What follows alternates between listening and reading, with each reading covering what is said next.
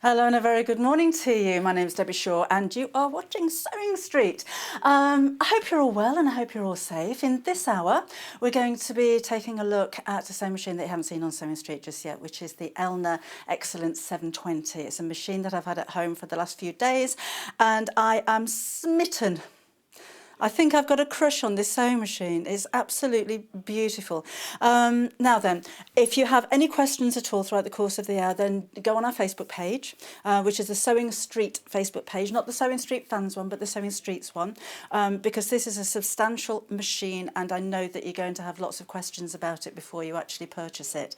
So there's your address, look, so pop over. Any other comments that you have, any questions, or if you want to show any of your makes, it'd be lovely for you to be part of the show this morning. Now then, anything that you do want to order, we have the phone number at the bottom of the screen.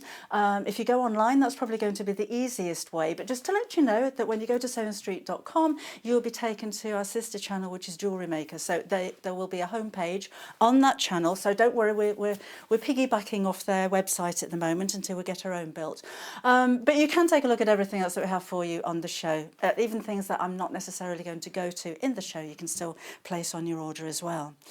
Now this sewing machine, honestly, it's so fast and it's so quiet and it's so heavy and it's so lovely and I so want one. I was saying earlier actually, I'm very happy with my sewing machine. I only have one sewing machine that I use and it's absolutely fine. I love it. But I feel like I'm being unfaithful with this one. Anyway, I shall take you through all of the details of those very shortly. So let me show you what the machine is capable of and what it comes with, because there's an awful lot of accessories with this one as well. So let me just show you first of all some of the stitches, and this is just some of the stitches. There's over 170 on the machine in total. There are a lot of the time when you see decorative stitches on sewing machines, they're repeated, you see the same.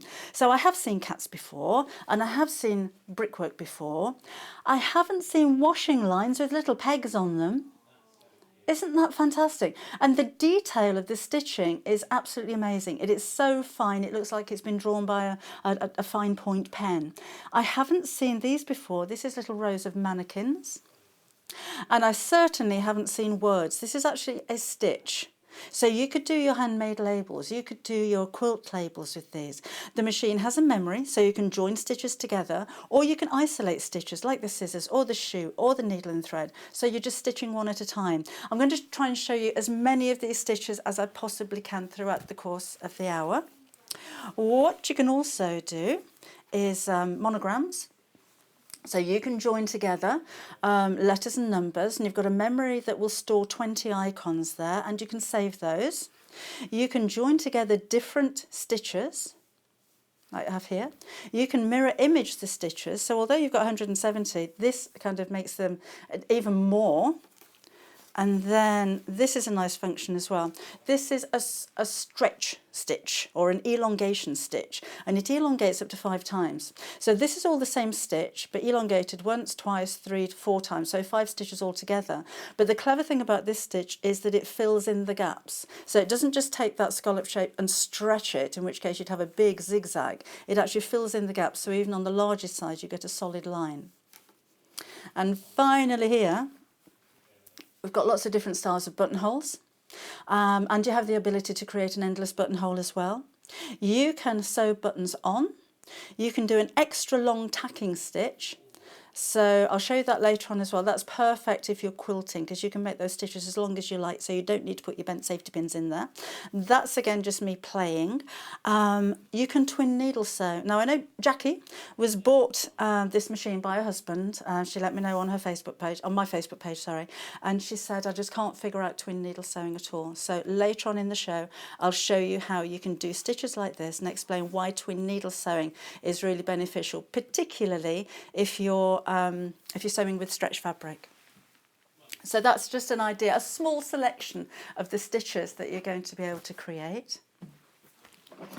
I just want to tell you about this as well. It's a UK exclusive. This is the lowest price we've seen this machine for. So you may have seen it on Sewing Street. It started off at £1,700 and went down to £1,400. So we've taken it down to just under that. We've gone, so £1,499, we've taken another £100 off for you today. Let me show you what you get. This is exciting. Let me show you what you get in here. This is your goodie box. This is like opening a box of chocolates. So on the first shelf here, these are all of your extra feet. So the standard foot will be on your sewing machine already. This is a rolled hem foot. I'll demonstrate that later on. But this is a foot that will enable you to make a rolled hem of around about 1/4 of an inch. You wouldn't be able to do that without. This is a satin stitch foot. So if you're doing satin stitches, which are these kind of stitches, they're actually raised and there's a lot of stitches going on there. So this foot has bars on the bottom of it to raise it away from the stitches, and it's an open toe so you can see exactly where you're going. So it's not going to squash the stitches as you're sewing. What's next? Okay, we've got a blind hem foot.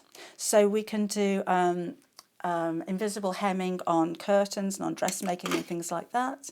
We have a button placement foot. So this has like a silicone rubbery bit on the end which stops the button from slipping.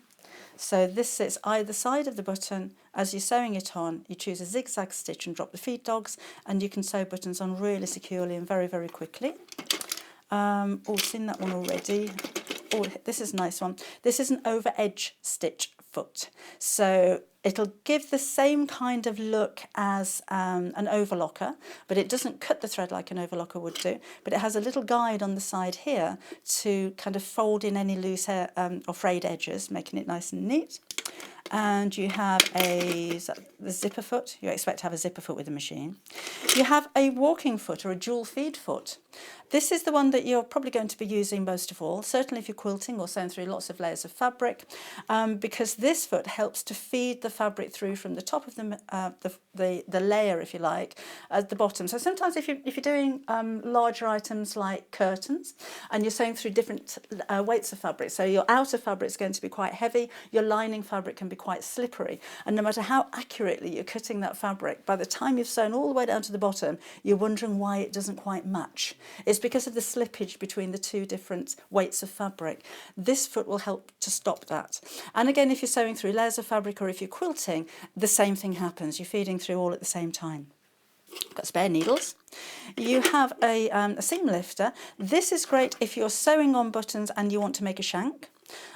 So you will put this underneath the button before you sew on, but it also helps your sewing machine to go over really thick areas like the seams on the side of a pair of jeans maybe, to give your foot that extra little bit of a lift. You have a free motion embroidery foot. That's the one that you're going to use for that extra long tacking stitch. I'll show you that later on. But then there's also an adjustable free motion foot. So it'll come with a closed toe on it. It also has an open toe. And then it has the clear view toe, which is perfect if you're sewing through uneven fabric like toweling or fleeces, but it also has 1/4 of an inch increments on here as well, so you can echo quilt with that at 1/4 of an inches. Haven't finished yet. I will get to demo this machine in just a second, but this is everything that comes with it. Now, you don't get the thread filled, I'm afraid, but you do get extra bobbins. Now then, this is something that I'm really excited about. This is a high performance plate, and this is for a stretch stitch, and this is going to be used with your high performance foot, which I can't find. What have I done with that one? Oh, I might have left that one at home. Oh no, here we go, got it. It's used with this foot. Now this is for straight stitch sewing, and the machine is very, very fast. It will sew up to 1250 stitches a minute. That's around about the same as an overlocker. A regular domestic sewing machine will sew at about 650 or 750 stitches a minute. So your fabric's going over that plate and under the foot very, very quickly.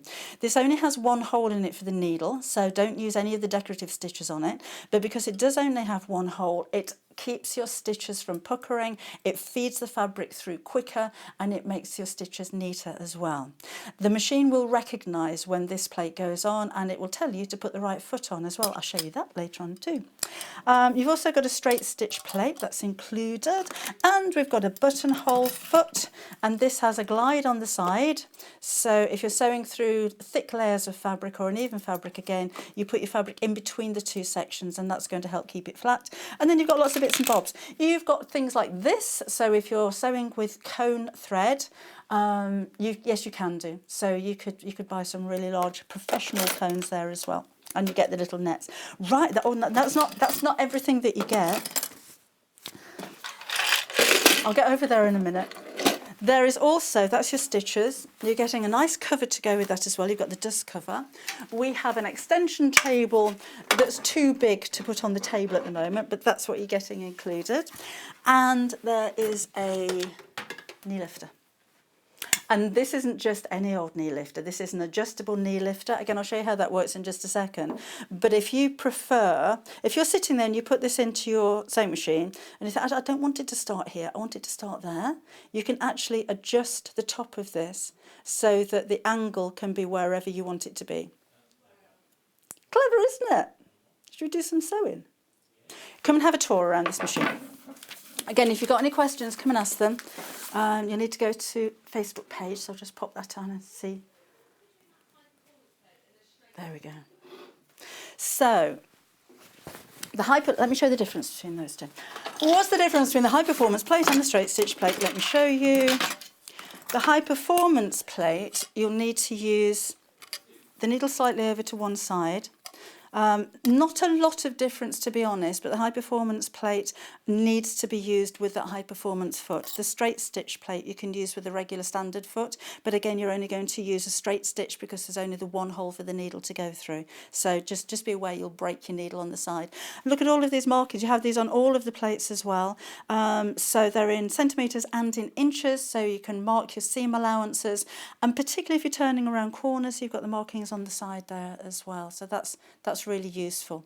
And you don't need to unscrew these. There's a little lever at the side and the plate will just simply pop out. So let me give you a tour of the machine just before we start sewing. Just get my fabric ready. Okay, so let's start down here. This is the keyboard where you're going to choose your stitches. You do have, this normally sits in the back of the machine, but this is the plate that sits in here. But I'm not going to leave it in there because you won't be able to see it very well. So these are all of the stitches that you have. Now there are modes. So in mode 1 you have your utility stitches. These are going to be the ones that they use most of all. When you go on to mode 2, you still have utility stitches. These are overedge, overcasting stitches. Your buttonholes are on here. Blind hemming stitches are here. There's your button sewing on stitch. There are darning stitches. You can make a little eyelet. Then we've got picot stitches, blanket stitches, and then we move on to, these stitches are particularly useful for patchworkers because you can stitch in the ditch with them, which looks really nice. When you see the straight stitch down the centre, you sew that over an existing seam and you just see the decorative stitches either side. The ladder stitches can be used for drawn work. So if you're sewing a fabric with a loose weave, such as linen, you can pull the thread from in between and it gives like a lacy effect, which is really pretty. We've got some smocking stitches. They're not stretch stitches, but they'll give like a faux smocking kind of look. These are nice, again, for patchwork. You can do faggoting with these stitches, so you can join two pieces of fabric together with a gap in the centre that you can put a coordinating colour behind. Lots of decorative stitches, again, different needle positions. These are all decorative, more stitch in the ditch type of stitches, stitches that you can use for applique. And then we've got, these are the satin stitches, so this is where you put your satin stitch foot on. There are stretch stitches, so if you see 3 lines together like these, it doesn't stitch in 3 lines, but that just depicts a stitch that is suitable for stretch fabric, so it will give. These are all decorative, and then remember you can stitch one of these at a time if you wish. In the memory you can join them all together, so it'll stitch one stitch at a time. This is where we have the little, the washing line, look. And then we've got cats and the needle and thread. I love the sewing related ones. I think you're going to use those an awful lot. And you've got the scissors there. And then these stitches as you come up, that's the actual stitch. So it will stitch out the whole word. I've never seen that before. As you're programming your stitches, you can program a lock stitch as well. So when, I'll take you through that in a second, but when you come to the end of your row of stitches, you can allow it to stop. Now the straight stitch needle plate, when you put this plate on, these are only the stitches that you're allowed to use. So the machine, you won't be able to choose any of the other stitches, it won't let you. And this is the professional grade needle plate. Remember that you need to go with that foot, so when you're doing some really quick sewing, those are the only stitches that you're going to be able to use. But again, when you put that plate on, the machine will recognise that the plate's on and not allow you to choose any of those other stitches. Oh, and on the back, we have the alphabet. So you've got 3 fonts there, and numbers, and you've got your punctuations and everything there as well. These are spacers. So as you're writing words, you can leave a gap in between them, and there are different sizes of spacers there as well. So those are the stitches. You choose the stitches here. If you wanted to change the mode from one to another, you have the mode button. And let me just turn that so you can see the screen a little better. Can you see that? Right. So as we move over here, this is your stitch width and your stitch length, which you can adjust on the buttons or the dials at the front here. If I'm choosing to sew with a twin needle, and we'll do this later on, always use the twin needle button and it'll come up with a little icon down here. Is that better? Can you see that at all? It's very bright in the studio, isn't it? So if I wanted to choose, let's say, one of the decorative stitches, such as number 163 in mode 2, it's not going to let me. And the reason being, the stitch is too wide for your foot. So when you're sewing a decorative stitch, your needle is going to swing from one side to another. If it's too wide for the foot, it'll swing over the top of the foot, come down and break. So the machine is protecting itself. It's not going to allow you to use a stitch that it's not suitable for. So we'll just take that off. This is your mirror image. So let's again choose a decorative stitch. Are we still in mode 2? Yes, I can see that on the screen. And let's go for 132, which is one of the satin stitches. I've got the twin needle thing on there again. There we go. So there's the number and there's my stitch. So if I mirror image, it simply turns it around the other way. So again, not all stitches are suitable for this. It won't turn the alphabet around, for instance. But that's a nice thing to have a play with. This is the elongation button. So when I press this, I can go up to 5 times. This is what I showed you earlier on, where it fills in the gaps, so to speak. Oh, now the bobbin winding button, this is important as well, because you can wind your bobbin independently of your sewing machine, so it doesn't use the same motor, which means that in effect you can carry on sewing while you're winding. That's something that was brought into industrial sewing machines in factories in wartime, because it was deemed that when you stop sewing to wind your bobbin, you're wasting time. Time is money. So you could carry on sewing when you're winding your bobbin as well. These are the files that you can save. So again, you've got up to 20 in there. I'll show you how those work later on. Oh, you can as well adjust the noise on here, the brightness. You can, if I just scroll down, that's a sound. You can also adjust, for instance, the speed at which the bobbin's going to wind. It's on its fullest at the moment. I don't know why you'd want to slow that down, but you can do. You can, this is a nice one as well. You can adjust the stitch length and the stitch width default. So let's just switch this off and on again. I think this goes to where are we? Straight stitch. Stitch length, stitch width, a 2.4. It automatically defaults to a 2.4. If you wanted to default to a shorter stitch, so if you prefer to sew with a 2.2, every time the machine comes on, you're going to have to turn that down. So you can reset it so that every time you switch the machine on, it comes to the stitch length and the stitch width that you want it to be. And then we can lock it as well. So if you've got little ones in the house and you don't want them playing with it, press the lock button. They won't be able to use the machine unless they figure out what that key means, and then they're away. Right. This is a threading system which is pretty much like any other domestic sewing machine threading system, apart from the fact that you have these. This is all part of the system, but this allows you to sew with cones. So if you've got a big cone sitting on the back, that's where I showed you at the top of the show, you have those little caps that go over here. So this will allow you to use the 2 threads, so the large cones. 2 threads for 2 reasons. You can do your twin needle sewing, or you can have one of these winding the bobbin while the other one you're sewing with, so you don't have to undo your thread. So that's just popped out of there in transit. So regular threading system, but you have your tension right here on the front. We'll have a chat about tensions later on, actually, because they're not as problematic as people think they are. The reason the tension's on the front here is to help to keep the sewing machine clean, because any lint or anything that goes inside the tension normally would be inside the sewing machine. This is a heavy duty sewing machine. You're going to be doing a lot of sewing on this, so it helps to prevent the lint building up inside your machine.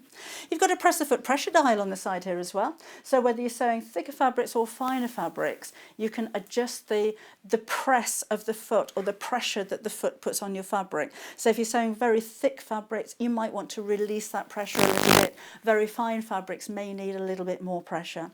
You've got a threading system. As you would expect, I'd never buy a machine without one. Oh, and then the front here. There's lots to talk about, isn't there? We have your lock stitch. So if you're sewing one of the decorative stitches and you press this button, you will sew 1 stitch. So if you're sewing a shoe, you'll sew 1 shoe. If you don't use the lock stitch, it'll carry on sewing. But if you use this when you're sewing a decorative stitch in the regular mode or a straight stitch, it will sew 3 or 4 stitches on top of each other. So with the decorative stitches, for instance, if you're starting at the end of a seam or the end of a piece of fabric and you want to lock the stitch, you'd normally go backwards and forwards a few times, but that can spoil the design of the stitch. So this does those 4 little stitches so that it's not going to spoil the look. This is your needle up, needle down.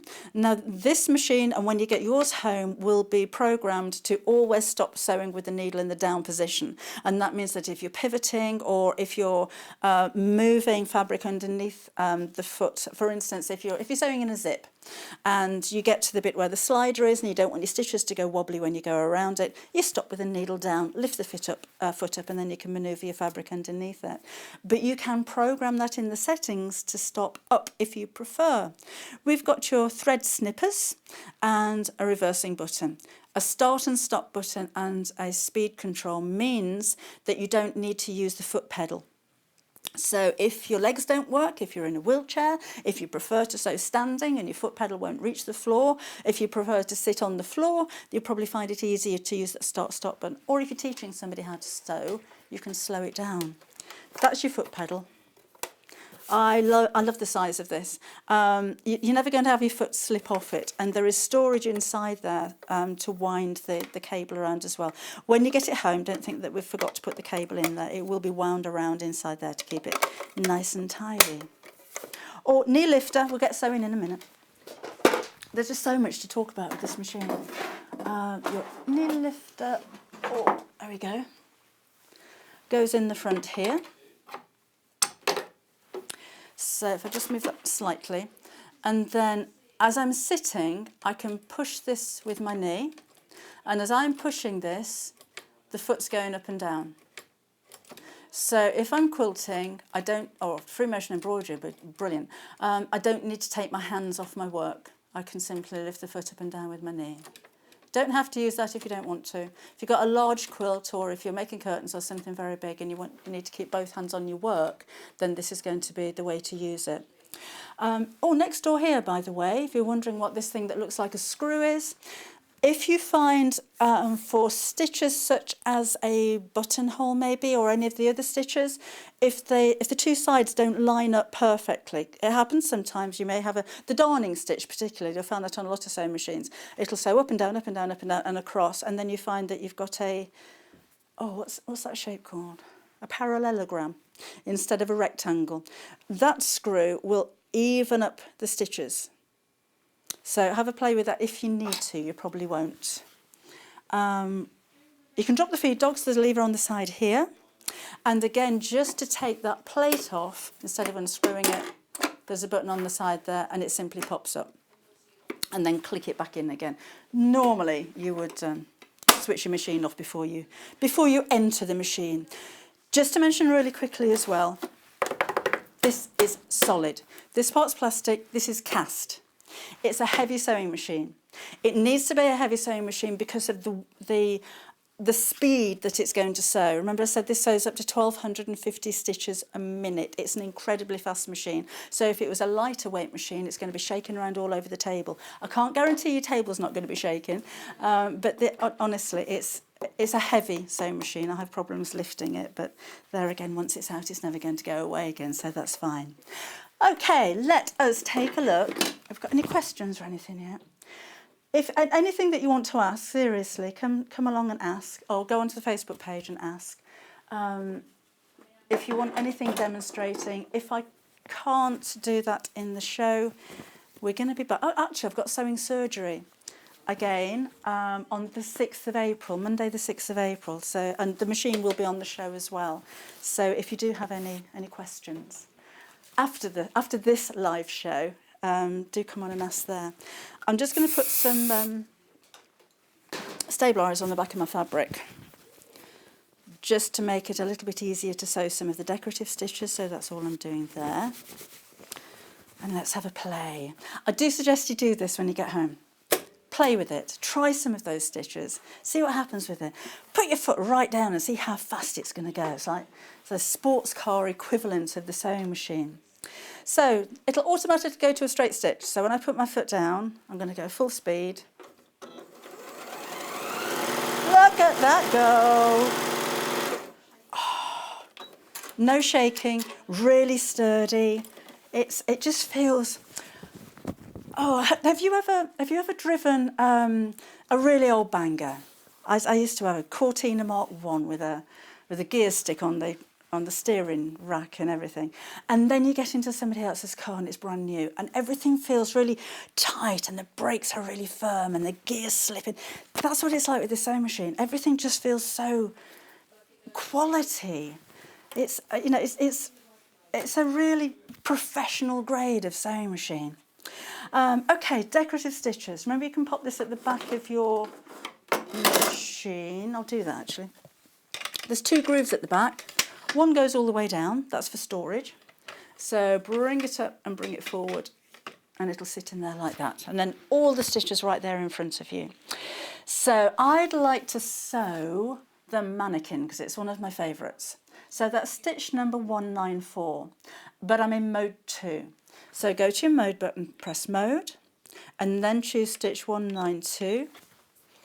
There's the stitch. I can adjust the length and the width to a certain degree. If it won't let you, you'll hear a beep. So I can go up to 2.5 and you can hear that beeping. And away. Oh, I got the wrong number there, didn't I? Well, we'll do the bobbin instead. It's my second favourite anyway. It's a really smooth stitch as well. Never push or pull your fabric through. I'm just guiding it. So I'm just holding it and guiding it so it's going to stitch in a straight line. And you can already see those stitches coming out the back. They are absolutely perfect. And they're bigger than I expected them to be. I think this is one of the reasons why you need to play with these. Stitch out all of the stitches and just see what they look like. Because I imagine that bobbin to be really small. Now I'm going to press the lock button. And then I've still got my foot on the floor, but the machine has stopped when it's come to the end of the bobbin. So it's not going to finish halfway through when you do so. Okay, let's...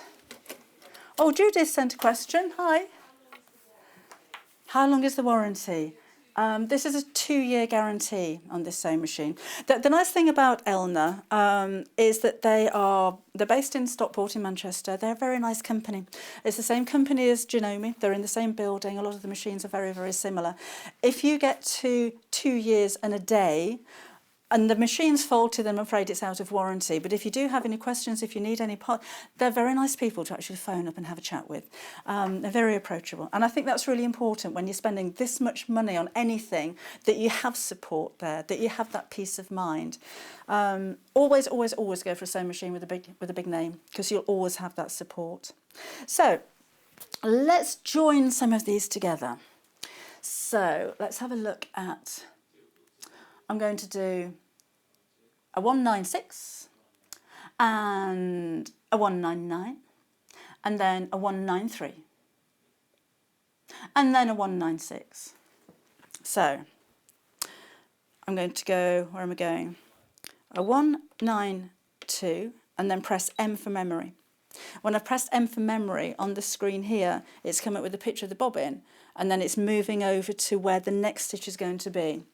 So, I wasn't going to do that, was it? I'll do a 196, memory. Oh, I've changed my mind. I don't want this. I'm going to cancel it, and it'll take it away.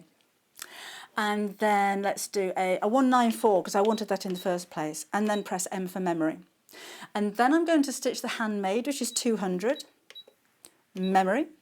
And then I'll go back and we'll have a pair of scissors, a 193 and a memory.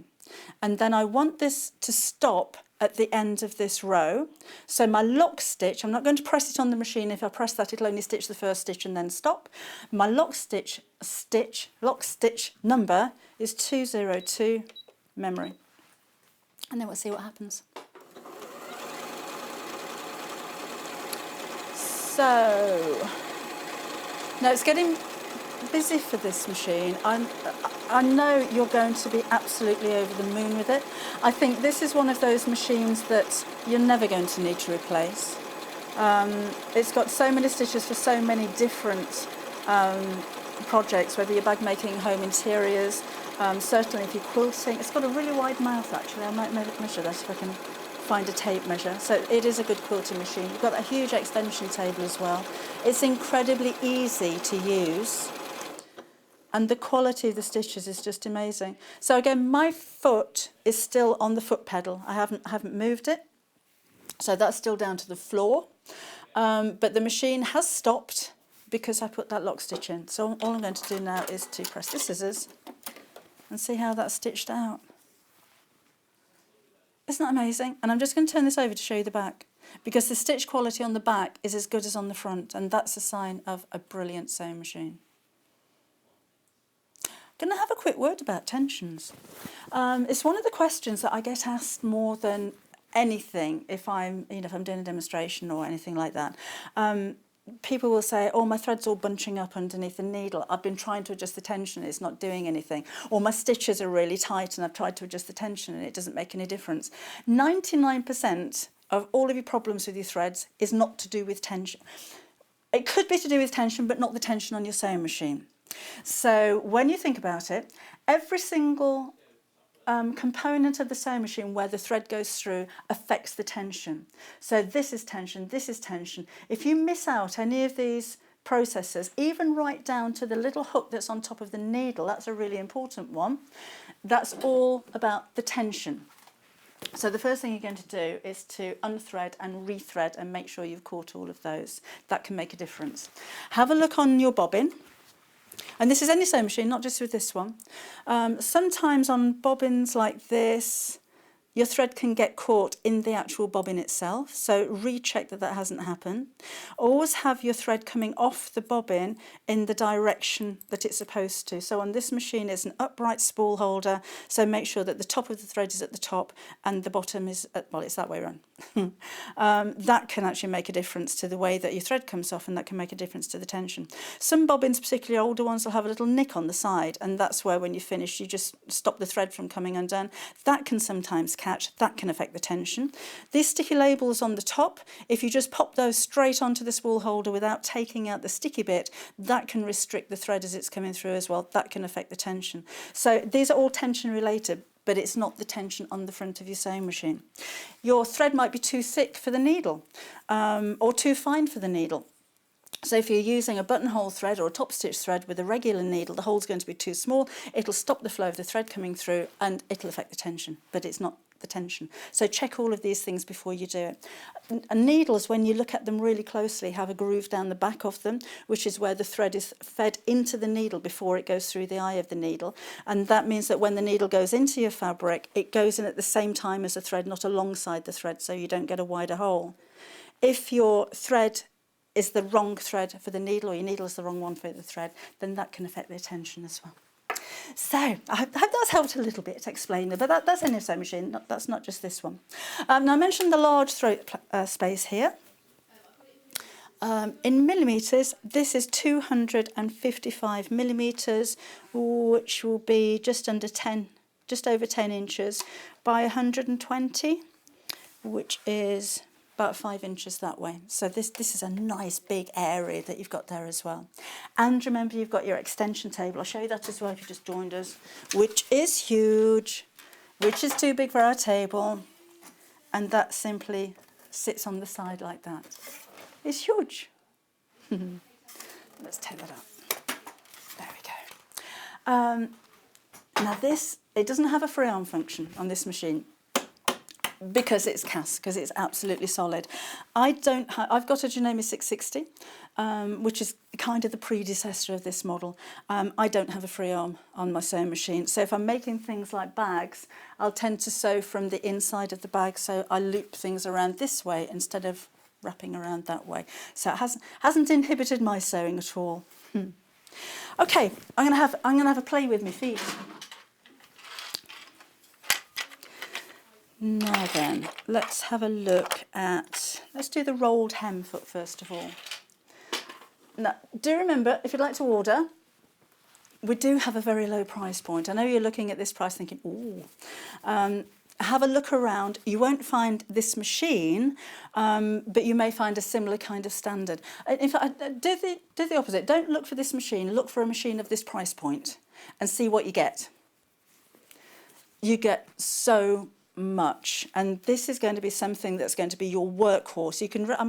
I've been punishing this very machine for the last couple of days, and it's put up with me and all of the stuff that I've been doing with it.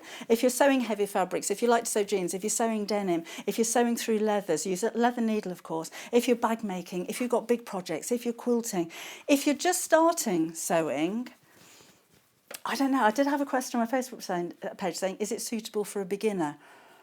Yes, absolutely. It's really simple to use. I don't know if a beginner wants to pay that price point. I would wait until you are sure that you want a career in sewing, or you're going to be doing a lot of sewing before you spend that. But this is probably going to be the last sewing machine that you'll ever buy. Honestly, you're going to love it. I am absolutely head over heels with it. Right, so now with these feet, these are snap-on feet. That looks a little bit loose there, actually. So there's a lever at the back. That one drops off. And this one drops back on again. Now you can see at the end of this one, there's a roll shape.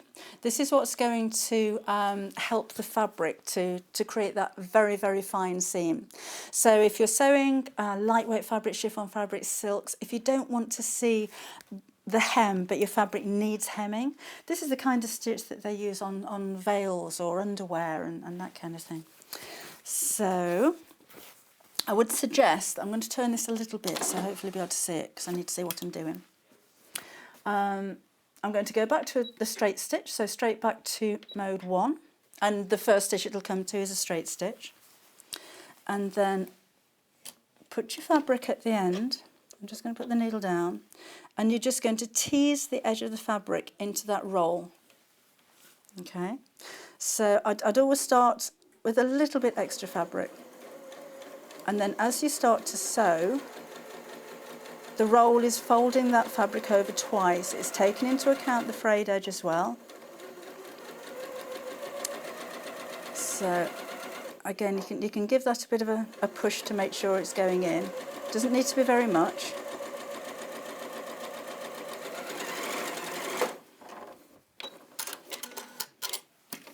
And look at that. That's a hem that's been folded over twice by about 1 millimetre. See, there's no way you could do that without the foot. And not so quickly. See, and that's perfect. all of the raw edges have been tucked inside and you've got that perfect straight line. So that's that foot. So, and you can, you know, it doesn't have to be for bridal wear and fine fabrics. If you're sewing with the cotton like I have here, you could do the hem of a skirt like that, or your PJs, or whatever it is that you want to sew. Oh, I've got two. Oh no, this is your overedge foot. I just you get the box home like this and it's like, oh, it's like being given a box of chocolates. I'm just going to tighten up the ankle on here because it was getting a little bit loose. Okay. An overedge foot. So again, this is for use with your, in fact, it's stitch number, sorry, I made a note of that one, 13. Just for speed's sake, which is this one here. You've got a few types of overedge stitches that you can use. So I can turn that back round a bit for you there. So this is the one that I'm going to use with this foot. That's what it's been designed to do. You could use this as an overedge foot, which is your slanted blanket stitch. This could be overedge, this could be overedge, this is an overedge foot. And basically, overedge stitch, sorry, it takes the zigzag of the stitch very slightly around the edge of the fabric. You can do overedging with a zigzag stitch as well, but this is going to give you a professional finish to your work, particularly if you're going to sell what you're making, or if you're making something that's going to go in the wash quite a lot. If you're dressmaking, it's nice to finish off those seams. So this time, so on mode number 2 and stitch number, what did I say it was, 13, 013. Do put the 0 in, otherwise it'll take you straight to number 1. And then start to sew. So the 2 bars in the centre of the foot are keeping the fabric flat. I'm using the edge of the foot here, that little guide, just to put my fabric up against there. And you should see, or you will in a minute when I take it out, the stitch actually wrapping over the edge of the fabric. You can roll it as well if you wanted to, but just again by teasing that a little bit. So if you've got a fabric that does fray a lot, then you can roll it over. And then we'll cut. So again, you've got the stitch that wraps around the edge and helps to stop it fraying. So these are all the things that give you a really professional finish to whatever it is that you're making, but they also make your life that little bit easier. What else have we got in here? Oh, buttonholes and buttons. No problem, Judith. She says thank you for answering the questions. If you have any more, then again, come on through to... I haven't got any questions on Facebook unless it's just me not refreshing. But go to our Facebook page and there you go. And you can leave me a message on there. So any questions that you have at all, I shall do my best to answer those for you. Buttonholes. So again, I'm going to put some stabiliser on the back of here. And I do tend to do that with buttonholes anyway. It's one of those stitches where there's so many stitches going over and over and over, it can distort fabric. Right, so buttonholes need a button.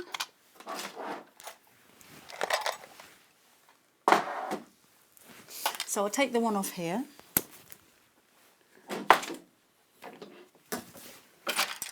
Oh, and I need a console. I need to have a Star Trek Enterprise kind of desk, so I've got everything all around me. Maybe when we move studios, that could be arranged. Right. This is a one-step buttonhole. A lot of machines have one-step buttonholes, that's fine. But it's adjustable as well. So the way that it works, your button's going to sit in the back here, and then close this over. And what happens is the size of the buttonhole has been measured here. This can be adjusted and tweaked as well with a little, I've not seen that before, with the button on the side. This is going to be the size of your buttonhole.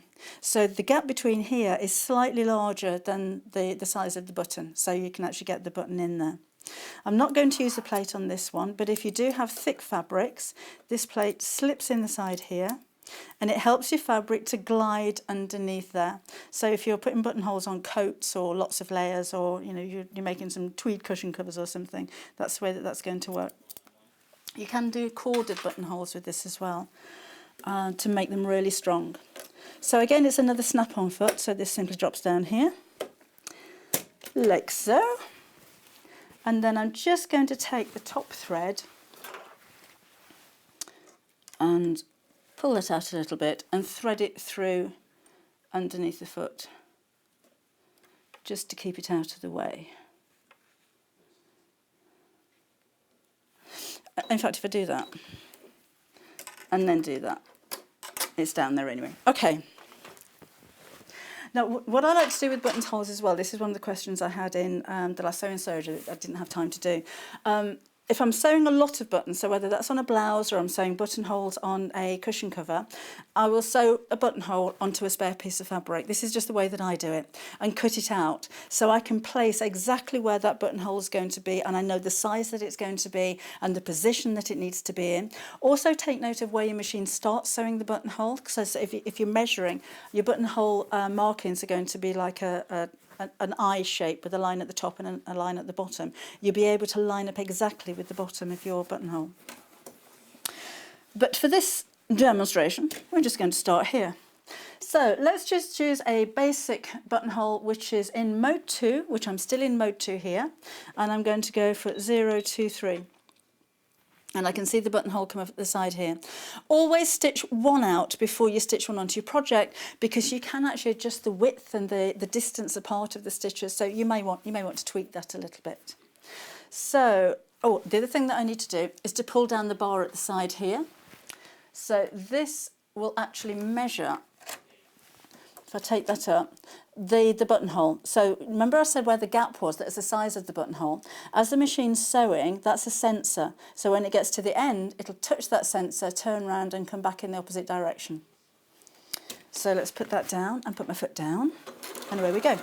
Now with buttonholes, you'll have a stitch going backwards before the zigzag stitch comes forwards. And your zigzag stitch on both sides of the buttonhole should be facing the same direction. And there's two reasons for that.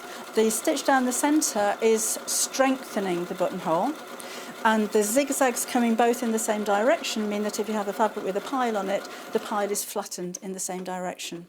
Now again, my foot's still down on the foot pedal. It's come to a stop because it's finished, so I can take that off, press cut, and I've got my perfect buttonhole. Whoops, just snip that off there. So then you'll take your quick unpick or a very short pair of scissors and cut through the centre. If you're a little bit worried about cutting through the stitches at the end, then put a pin over the bar tack. The bar tack is the end stitch. So let's just turn that around there and snip like so.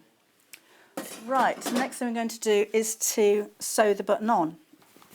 So we'll drop the buttonhole foot off, take out the button.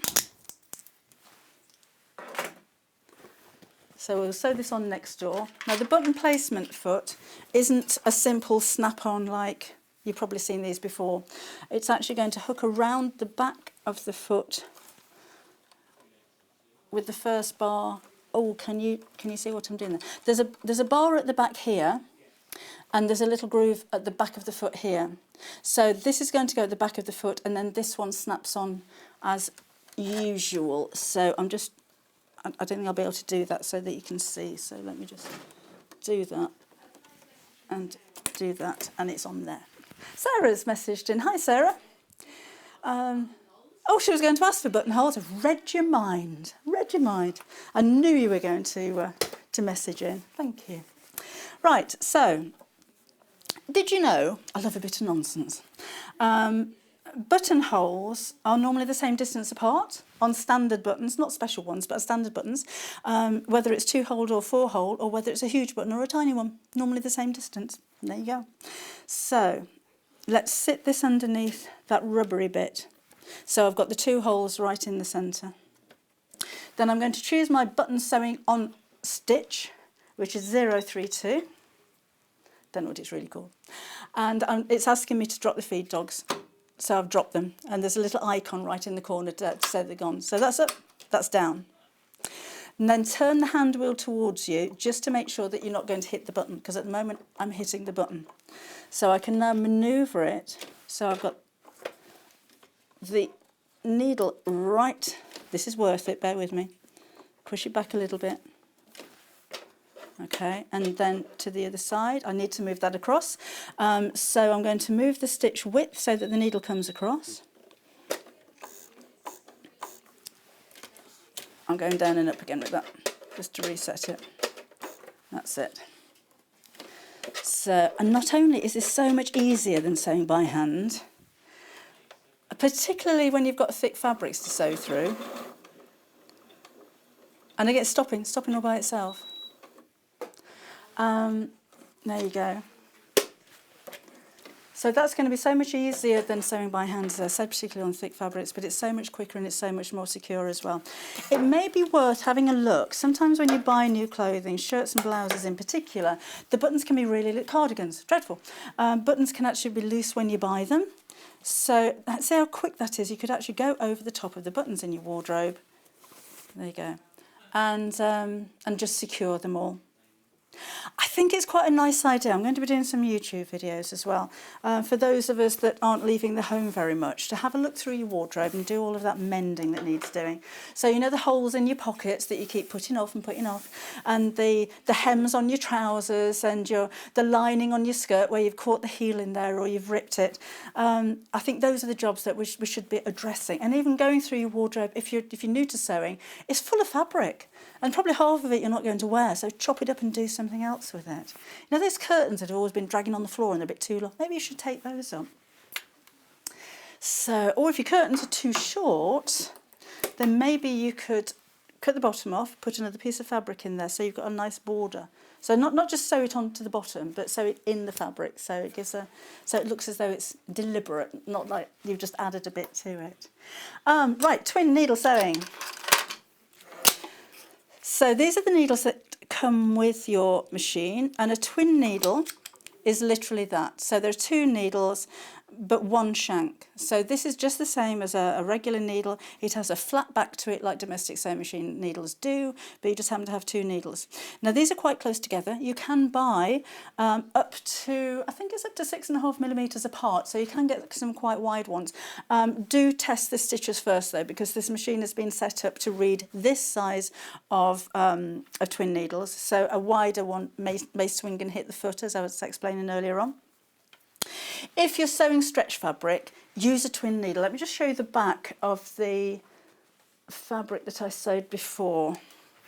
So this is twin needle sewing, but on a straight stitch, you're going to use 2 threads at the top and 1 in the bobbin.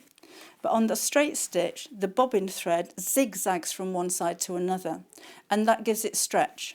So although it looks like a straight stitch from the top, it is a straight stitch from the top, it is a stretch stitch. And that's the kind of thing, if you're wearing a sweatshirt or a t-shirt now maybe, it looks a little bit like a coping stitch, so you'll see that from the top, but if you turn it inside out, you're going to see zigzags. It's not suitable for all stitches, but because the machine recognises that you're going to use a twin needle by pressing that twin needle button, it will adapt. So for instance, this is the scallop stitch, and that top stitch there is just how it stitches out. I haven't adjusted that one at all. But that scallop stitch is the same stitch with a twin needle. So the machine's changed itself. It's reset itself because that stitch with a twin needle, that width of stitch, would break the needles on the side of the foot. So it's compensated, if you like. It's the same with the zigzag stitch. The zigzag stitch is actually quite wide, but when you use a twin needle, it shrinks it down so it can sew it basically. So it's clever. So I'll keep my red thread there. Let's take out the needle simply by unscrewing that from the side. You do get screwdrivers included. That was a little bit too tight. I'll just pop that there. And then your twin needle goes in the same place that the last one came out. So push that in there. Come on. In you go. Have I got it the right way around?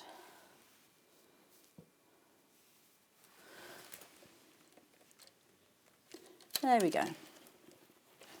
And tighten that up. Now I will have to turn the machine around a little bit because you can't choose your needle threader. That's the downside. So this thread I'm going to thread through exactly the same way as as the previous one. So we're going to go through the same channels. So through the hook here, around the back of this one, down there, around the tension, back up there, and then down to this one, the one at the top of the needle, and then I've got 2 threads, so bear with me, maybe a while. I tell you what helps, if you put a little bit of white fabric just at the back of the needle. Because at the moment, my eyesight's not too good, even with lenses. That all looks very confusing to me. All I can see is silver behind it. So if you just pop a little bit of white, I can now see the eyes of the needle. Look at that. So there's 1. And there's 2. Oh, it's very quiet. Oh, is this a bit like watching paint dry? Go on. Oh, I was nearly there then. A little bit of hairspray on the end of the thread works really well. When you let it dry, of course, it makes the thread go stiff. Or if you wet the back of the needle, it sucks the fabric through. Right. Jackie. Is it Jackie who has the sewing machine? Ah. She says she loves her Elna Pro 790. And she's made a lot of my bags on the machine. She says it's fantastic. But she hasn't taken the twin needle out of its box yet because you need some guidance. Right, so I hope that's explained how to thread up your machine. It is important, I'm just going to go back to mode 1 and my straight stitch. It's important to press this twin needle button. I've got my feed dogs down, that's it. No, it's letting me. So I've got the twin needle icon here. So with a straight stitch, I can now use a twin needle. But if I wanted to choose one of the decorative stitches, let's see what we can actually do. So what about the mannequin? Mode 2, 194. Not going to let me. That again is because the stitch is too wide, so as the needle swings from one side to another, that's going to hit the side of the foot. And I love that. I would have loved to have been able to do it, but I appreciate that the machine's warning me. That's why that button is so important. If you don't press the button, I would have broken the needle by now. Let's take a look at 068. Nope, can't do that one. Let's see if we can do 133. We can do that one. That's one of the satin stitches.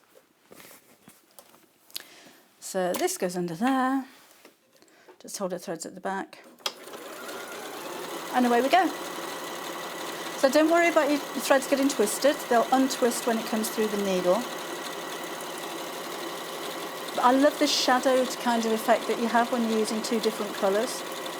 This could be, you could embroider onto ribbon maybe, or sew onto a piece of ribbon to decorate it. It could be around the hem of a little girl's dress, across the top of a pocket, around a collar maybe, down the placket of a blouse or a shirt. And it just adds something, it's a little bit different. And again, with a twin needle, don't use your thread snipper. So we're going to cut the threads. There is a thread cutter at the side. Then we're going to have a play. So I'm going to come off that stitch and then go back onto it again. So what did I choose? 133. And I'll see if I can line this up in the same position. It might not work, but you know, it's nice to have a play. And then see what happens.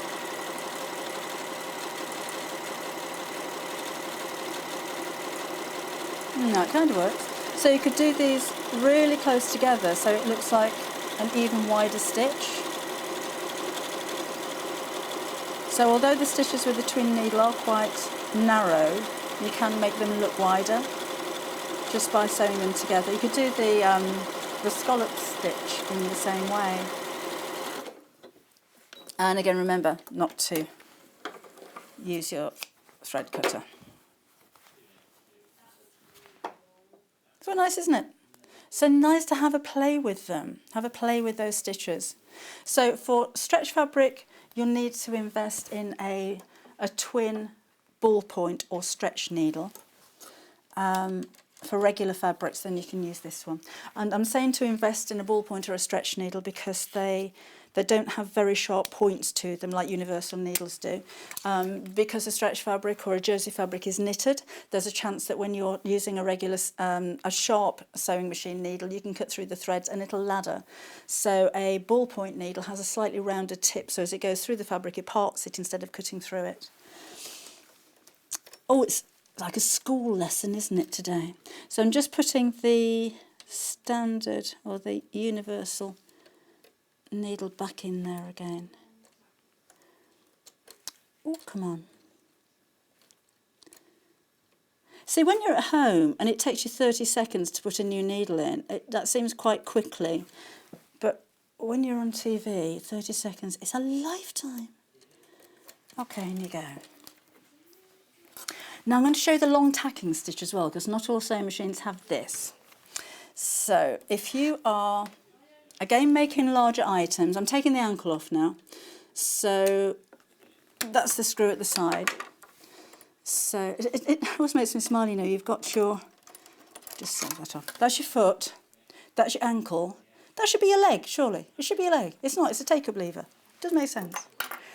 So I'm going to hold onto the red and pull the blue through. And let's fit on the free motion embroidery foot. Or darning foot, same thing. Jackie's going to explore her twin needle today. It's coming out the box. Send me a post and let me know how you're getting on, Jackie. Now with this foot, there's a bar at the top here. That needs to sit on top of the screw that holds the needle in. And this one wraps around the take-up lever inside the screw. And then we'll screw this on.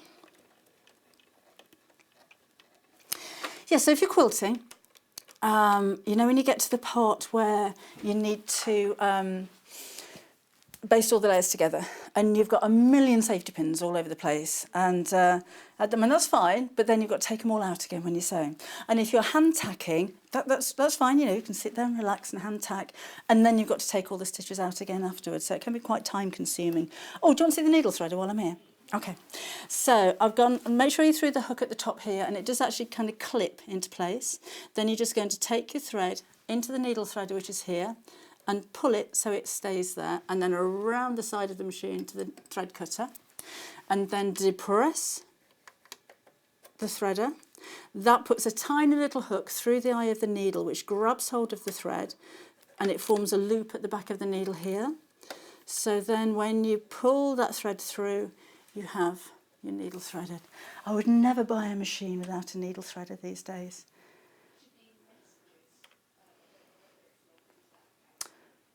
Oh, we've got a message apparently, but I can't get it on here. Oh, that's a shame. Okay, so it's from Elaine. Hi, Elaine. She says, loving the channel. Oh, I'm glad you do. Pity it's not on for longer. Oh, watch this space. She says, thanks, Debbie, for the sewing lesson. No problem. I've learnt loads, even though I've been sewing for ages. Oh, thank you. I'm glad you're enjoying it, Elaine. Oh, I love technology. Isn't it so wonderful when you can talk to people down the screen and they can message back again? Back in when I first started in shopping telly, which was almost 20 years ago now, people used to send faxes into the studio. I know. How many people are saying, what's a fax? Okay, so a long tacking stitch is Oh, where are we? I'll tell you what, while you're there, I'm going to show you the instructions, because I can't remember the number offhand. That's one that I didn't write down. These are really comprehensive. There's even ideas. There's your blind hemming, look. There's ideas for applique and for inserting zips, making eyelets. That's the buttonhole that I was showing you earlier on. In the front of here is a list of everything that comes with the machine and your stitches as well. So let's find the stitch selection. There is a helpline with Elna as well, so if you're really stuck, there is always somebody at the end of the phone that you can just give them a ring. Oh, where are you? Maybe you're at the back. And this again is exclusive to us in the UK. Oh, there's troubleshooting at the back there as well. So if your thread breaks, if you get skipped stitches or anything like that, if your seams are puckering,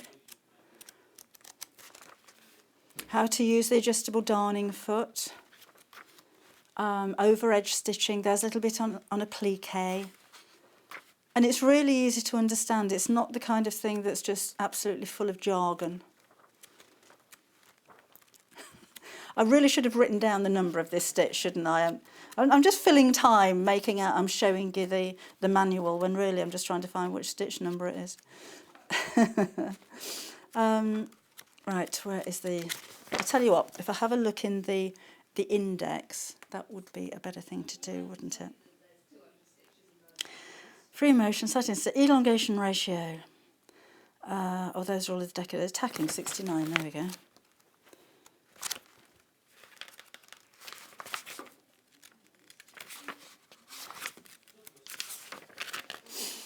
So, that's darning.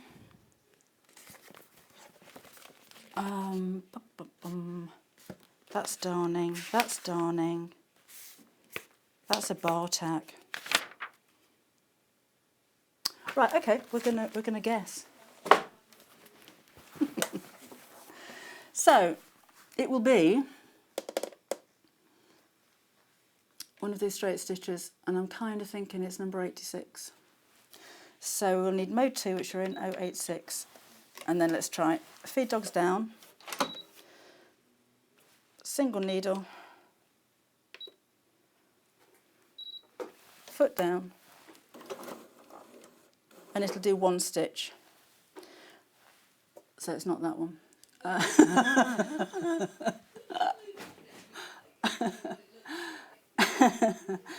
Basically, when you find the stitch,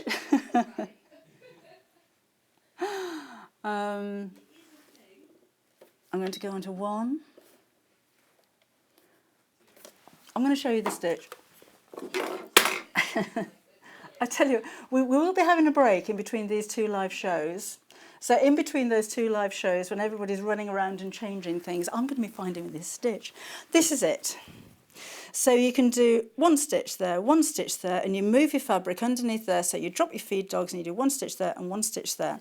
So you can stitch in any direction that you want to, with a stitch as long or as short as you want to, and then when it comes to unpicking, you simply pull the back of the thread away and your front thread drops off. So that would have been really worth demoing, wouldn't it? If I could remember what the stitch is. But we can do a little bit of free motion embroidery while we're here anyway.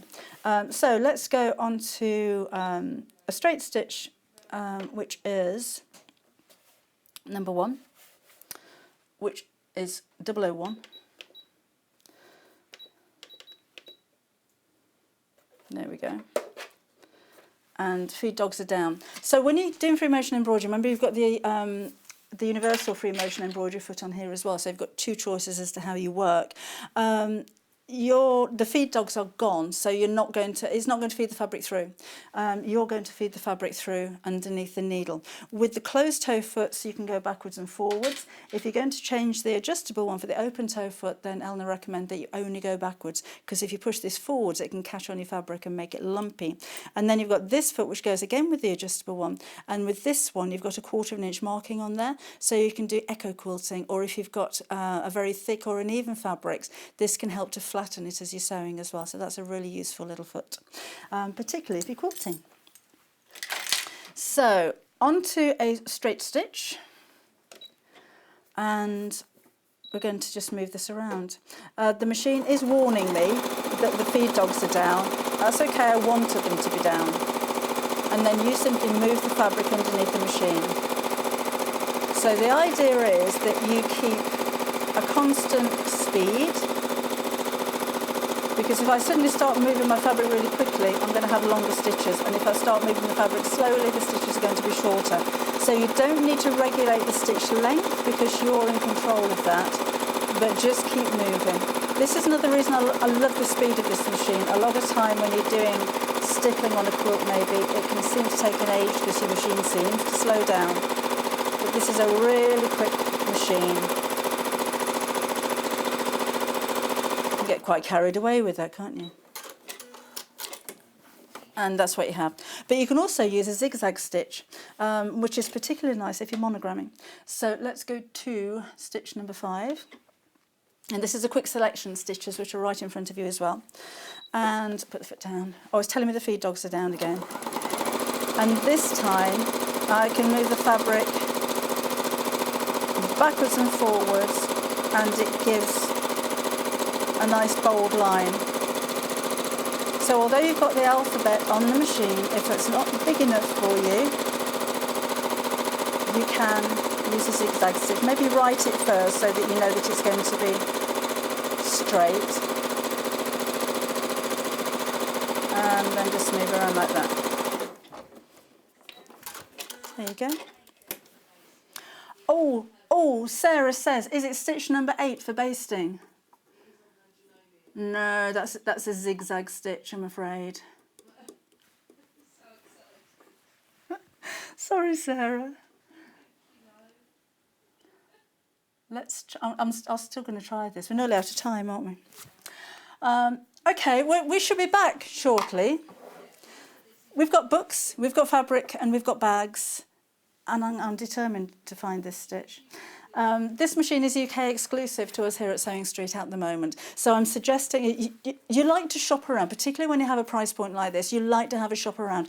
You won't find this sewing machine in any other retailer, so you can't shop for this sewing machine. So I'd suggest you shop for the spec.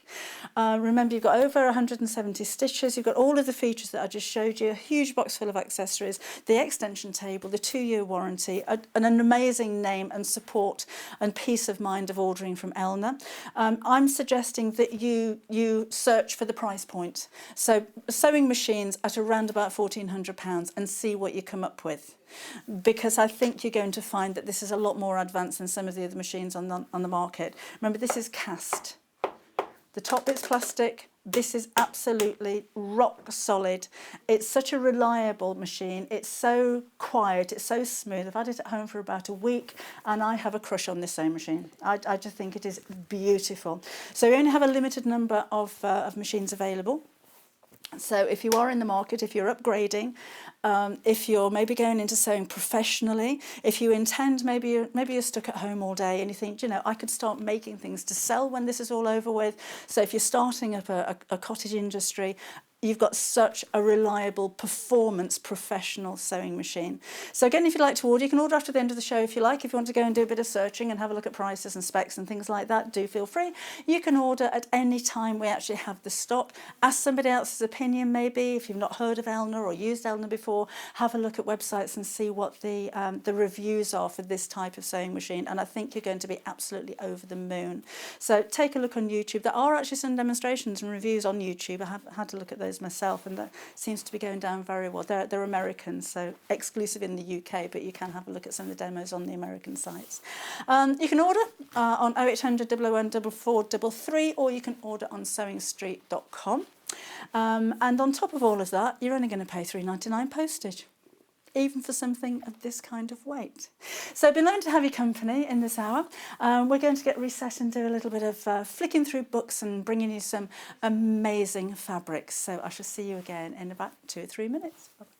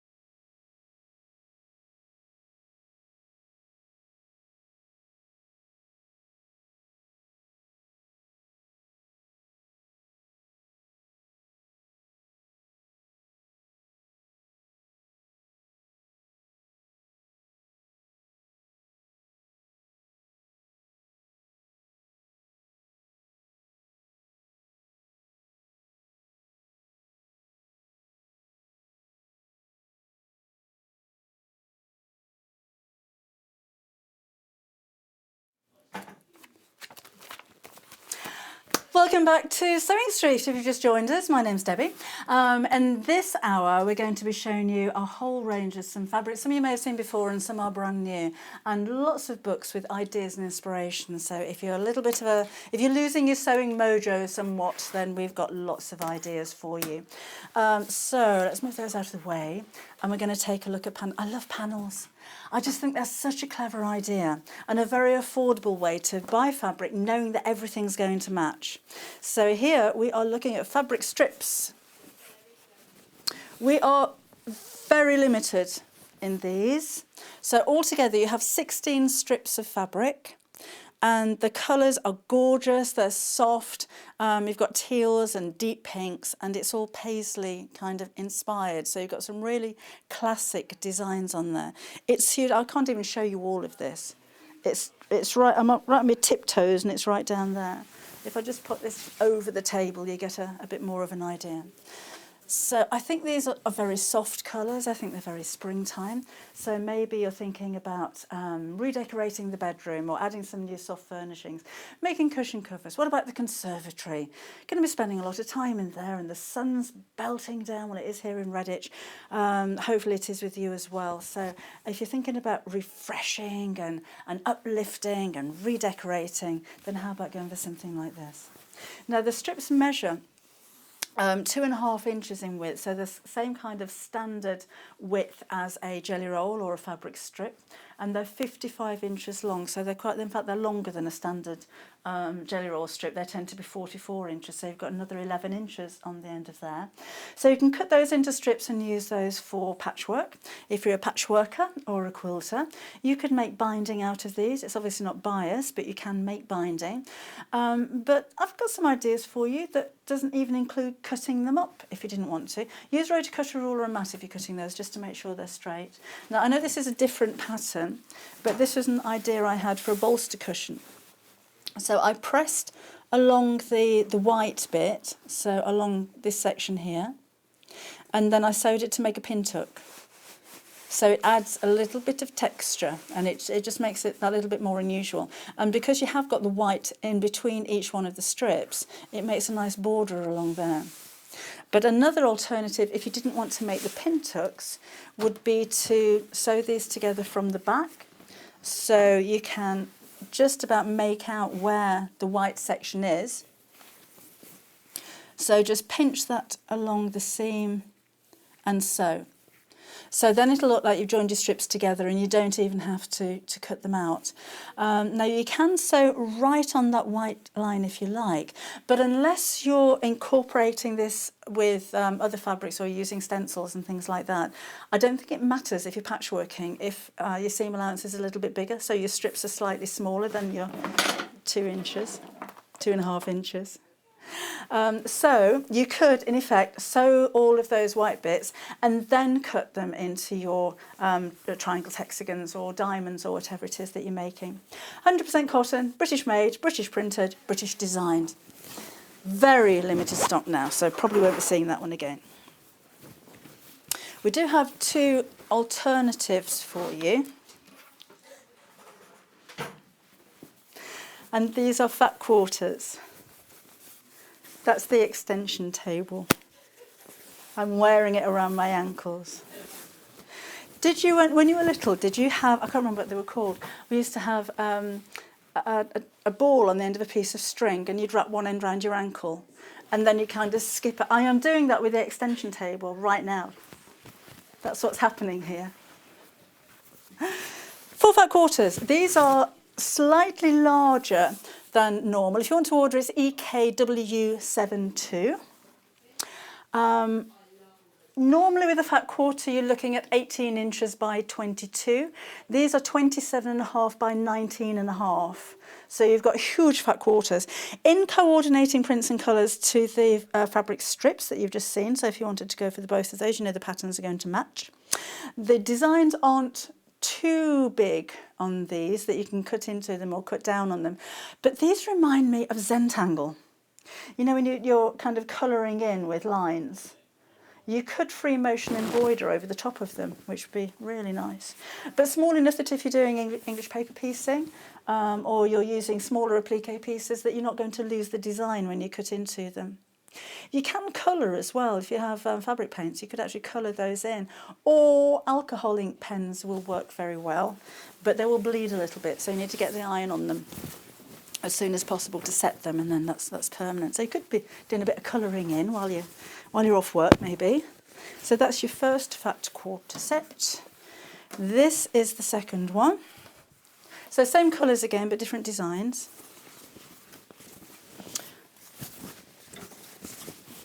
Gosh, these are so big. There we go. So the smaller paisley, the teal colour, it's a lovely deep kind of rose pink for the pinks, but they just go really well together. It's because it's the same tone, I think. If you had a bright red and a teal, then the red would just really overpower the teal, but these are the same kind of tones, and I think that works really well. But it's a classic paisley print, but it has a very modern twist to it, so it's a lovely design. And again, they're huge, huge pieces. So what are you going to make? I think one of these would make easily one side of a pillowcase. So maybe you're looking at decorating the bedroom again, so you could do your pillowcases, and then maybe a throw to go across the bottom of the bed. You may need to go for both of the fat quarter panels to do that. Use a plain fabric on the back so you're not wasting it. Or you could actually add a panel. I was saying in the previous hour, if you wanted to lengthen curtains, putting a panel in, kind of cut the bottom of the curtains off, then put a panel in there. There's no reason why you can't do that with your bed linen. Or just put a little bit of applique on there to brighten it up somewhat. You can make some amazing cushion covers. Those would be really big. And again, I'd put a plain fabric on the back just to make the fabric stretch that a little bit further. Bag making, this is perfect as well. If you're hand sewing, it's quite a loose weave of fabric, so it's going to be easy to sew through. So if you're putting bias binding on a project or something like that, and you finish it off by hand, then that's going to be a nice, easy project for you. So that's the second of the panels. These are so big, it's such value for money with those. So, trying to be neat. Not happening, but there you go. Glad you can't see around this side. Oh, now then, we've still got some of my signed books. So, they've been ever so. In fact, the Satchels book is my busiest book at the moment. These were both published last year. If you haven't seen them before, they're a little bit different. So although you have 15 projects in here, you can probably do more. You can see down the side here it says build a bag, book and template. So inside you have your book, but you also have templates. And this is what makes these books really special and easy to use. So when you first get this home, these will be all packaged up very nicely. So this is obviously a brand new one. Oh, these are signed, by the way. At the moment, Sewing Street is the only place where you can get hold of signed books. And normally these are $17.99. And today they're $12.99. Take advantage. So you have a template. So let me move this out of the way so you can see it clearly. So 15 bags in different styles you can all make with this one pattern. You don't have to enlarge by 200% or anything like that. There's no pinning involved. You can use a tacky spray to hold these in place on your fabric if you wanted to. Tacky spray is actually going to be featured in my next sewing surgery. Grippy spray it's called, but you can use that. And then you draw around the edge of whichever bag it is that you want to make. So if I just choose one of the projects at random, so the nautical backpack, say, in fact that's quite an easy one, let's go for a bare face. So it's something for the kids, there's some, oh that's the index page, something for the ladies, something for the gentlemen, something to take to work, something to take to school. Right, so here you've got all of the different outlines, and in fact I'll show you the bag as well. Here it is.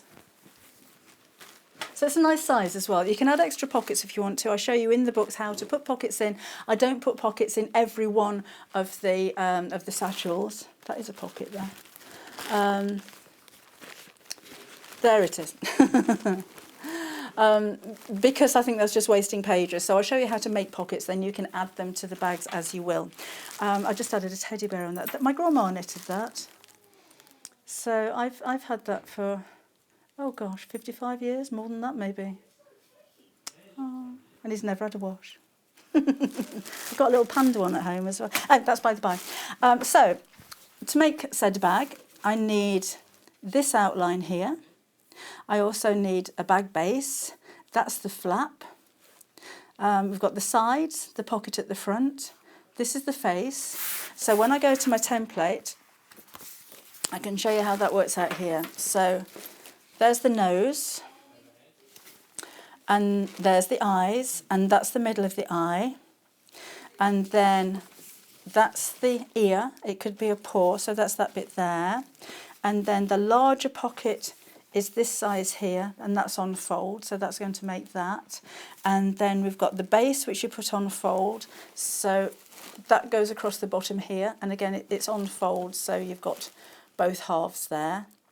But that's how easy it is. So it's literally tracing out the shape of the bag that you want to make.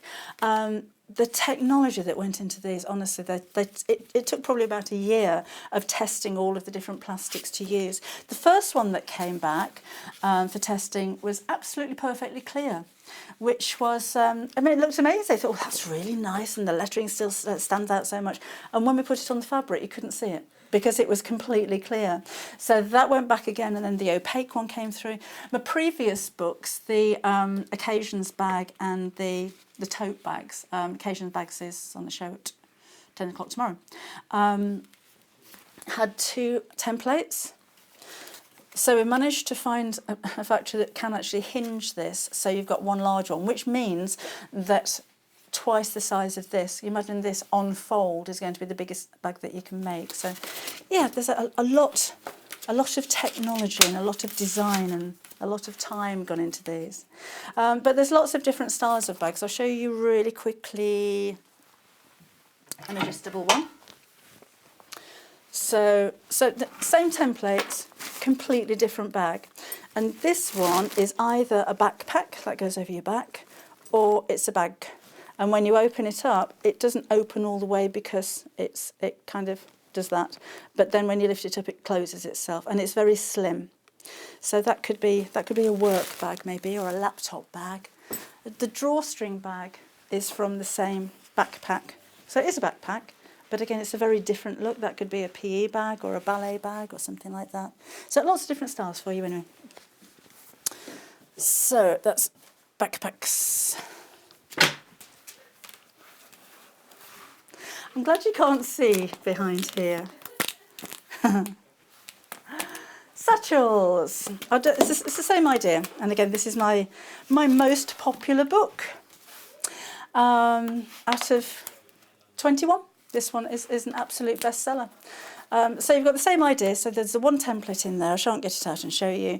And these are the different types of bags that you can make. This is this one.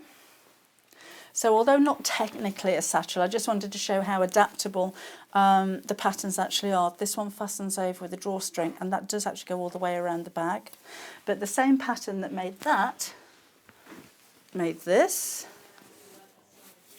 So that's the super-sized satchel, and the same pattern made that. So that's a regular size. And there is a project in there, I don't have it with me, that makes a little bag that's around about this big. So you can make some really small bags and purses that look like makeup bag kind of sizes to really something very large and useful and substantial. Now, when you have a look in on patterns and in project books like this, there will always be a caption. There's one in my books as well saying that you're not allowed to sell what you make. And the procedure that you need to go through is to get in touch with the publishers, and then the publishers will get in touch with the author, and the author will decide whether you're allowed to sell what you make or not. Don't bother doing all of that. I'm saying you can sell what you like. With my book, not with anyone else. I can't say that about everybody else's books, but with my books. I like that. I love the idea of you, particularly if you're sitting at home at the moment and you're kind of stuck there for a while, that you can busy yourself away making the most amazing bags with a fantastic sewing machine that does a tacking stitch as well, that you can sell. So when we are out of these very strange times, it could be a craft fair, keep yourself busy with something that could ultimately make you some money. I love that idea. Or if you're making to give to charity or raising money for charity or just gifting, that's entirely up to you. You do whatever you like with them. And of course adapt the designs as well. There's 15 designs in here again, but I'm sure you can come up with more. Easy to follow. I like to put lots and lots of pictures in as well. The way that I work, my husband's a photographer, and so everything is photographed as I'm making it. So it's not, we don't prepare step by steps and then go off down to the publishers like most people do and have them photographed. If I feel as I'm working on it that I need an extra picture or something that needs to be a little bit more close up or it needs to be explained a little bit more, then we do it as we go along, which is why you get so many pictures in my books. And no jargon. I don't do nonsense. I don't understand it. So they're really easy to follow. So that's satchels. The books do come out of those, by the way. Now, I've got a question about the sewing machine. Don't ask about the tacking stitch. Can't find it. Oh, she says it was a great demonstration. Thank you. That was in the previous hour if you want to watch back on YouTube. Does the Elna 720 do a wave stitch? In straight stitch mode. She said it's a wonderful replacement for a stitch in the ditch. And can the letters and decorative stitches be made larger? Some of the decorative stitches can be made slightly wider or slightly longer, but not very much. So basic, because it's a sewing machine, it's not an embroidery machine, so you're restricted by the width of the hole in the foot. So you can only enlarge and reduce some of them. The letters you can't, that's standard, that's how they come. Now a wave, I'm not sure what you mean by a wave stitch, but would it be something like number 131? Oh no, there you go. That's it, isn't it? That's the straight stitch mode. There you go. That's number 8. So yes, it does. There you are. So, but really quickly, those are all the stitches that come with it. Oh, plus all of those stitches as well. There's loads. But no, with these stitches, you can't actually enlarge them. But there again, you have got your free motion embroidery feet, so you could free motion embroider larger letters if you wanted to. You can still ask some questions about the machine if you like. As long as it's not about the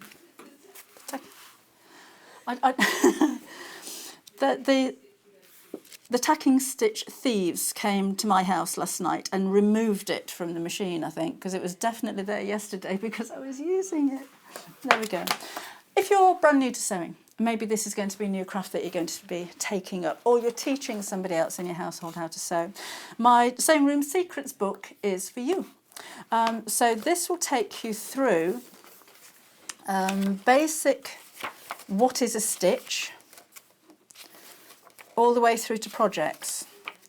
So sewing machines, explained whether you're going to go for a computerised machine or a mechanical machine, what I would advise you to go for. So the basic sewing machine feet, not all the fancy feet that you've got on the 720, but basic machine feet that you're going to need.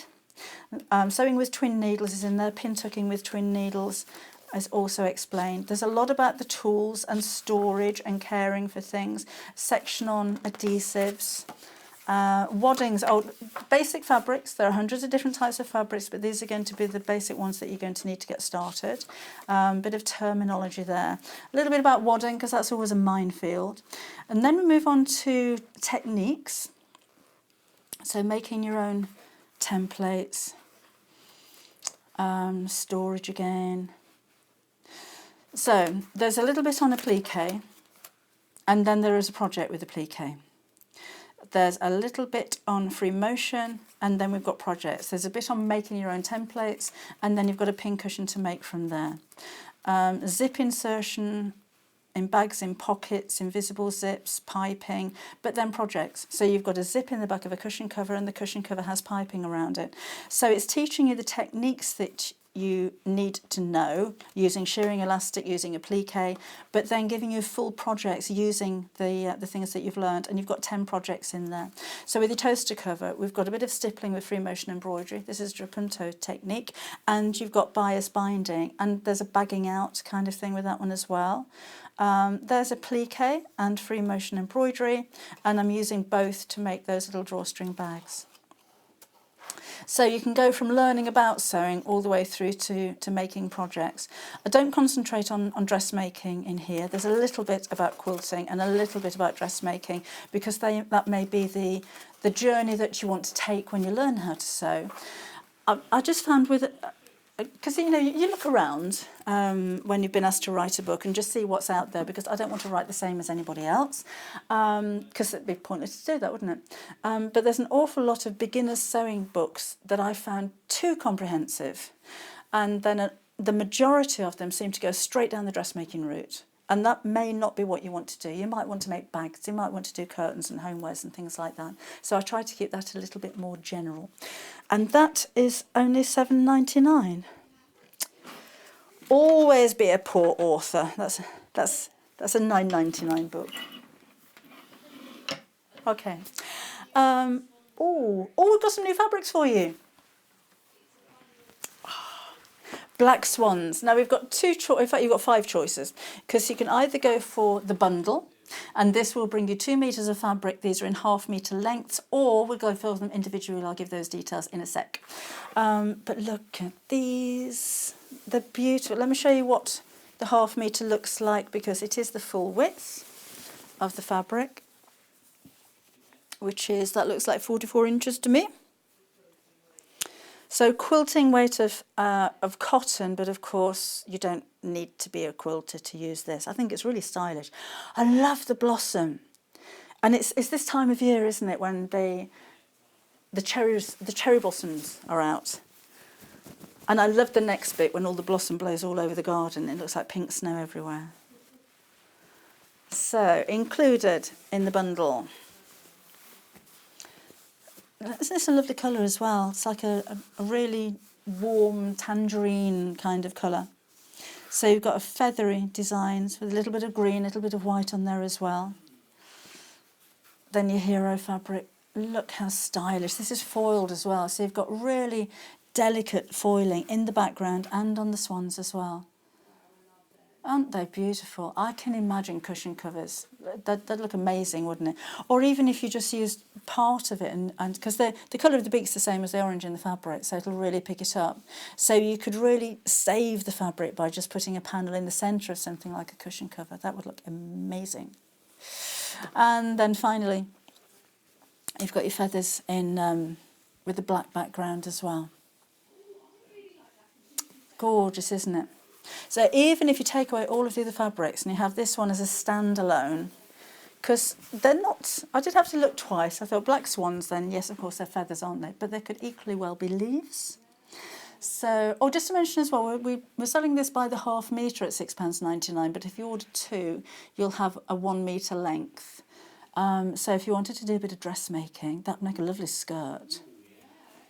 And it's quite nice and light for springtime, even though it's black. And having the print on there, if you're using this for a dressmaking project, it's not as dull as just wearing black, is it? That's really nice. Oh, it looks expensive as well. You know, sometimes you see a print or a colour that gives it an expensive look. And I think having the centre part with that little bit of foiling as well, it's not glittery and shiny and sparkly or anything like that, but it's just very delicate.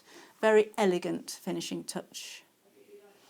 So that's feather on black for £6.99. I'd go for all of them. Oh, if you're going to go for the set, by the way, they will be in ½ metres. They won't. If you go for 2 sets, you don't get whole pieces, if that makes sense. And the whole set would be feathers on black, the black swans. That is so pretty.